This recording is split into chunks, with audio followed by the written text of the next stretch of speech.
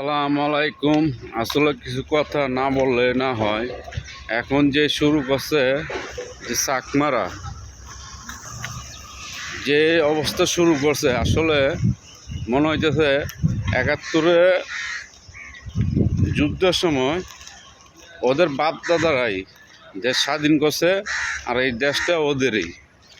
কেন ভাই বলতেছি, বলার কারণ আছে ভাই। বলার কারণটা হচ্ছে এটাই, চিটাগাং ওরা চায়। কেন ভাই তোরা চাইবি? তো চিটাগাং কি তোদেরকে দিয়ে গেছে কেউ? তোরা সিএসটি বলে দাবি করস, চিটাগাং দাবি করস, রাঙ্গামাটি দাবি করস। 1971 সালে তোর বাপ দাদারে জিজ্ঞেস করিস কেউ মুক্তিযুদ্ধ আছে কিনা। যে মুক্তিযুদ্ধ থেকে থাকে তাহলে তোরা দাবি করতে পারস। তোদের আসস উপজাতি হয়ে পাহাড়ে এতদিন ধরে থাকতেছস। সেই জন্যে আমাদের আগের সরকার তাদেরকে থাকতে দিচ্ছে,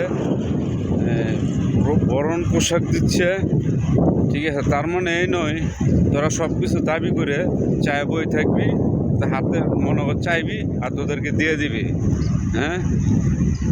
তোদেরকে এমনি চাইবি আর তোদেরকে দিয়ে দিবি।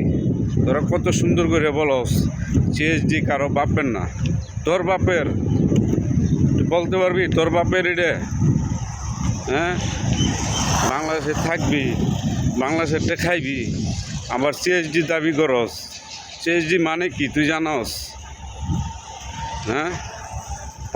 পাহাড়ে থাকস, তোদেরকে আমরা আশ্রয় দিছি। তোরা হইছে উপজাতি, উপজাতির মতো হয়ে থাকবি। তোরা চিটাং দাবি করস, তোদেরকে এত বড় সাহস কে দিছে? তো ভিডিওটা যারা দেখবেন, কখনো চাকমাদেরকে প্রশ্রয় দিবেন না, ঠিক আছে। ওরা আমাদের দেশে আছে, থাকবে, ঠিক আছে। আমরা যেরকম আছি ওরকম থাকবে। তবে কোনো জিনিস চাইবে এই বিভাগ আমাদের, এটা হবে না, এটা কোনো দিন হবেও না আর হবেও না। এটা আমরা তীব্র নিন্দা জানাচ্ছি। কখনো এই ধরনের কথা বললে যে দেখবেন যার জায়গা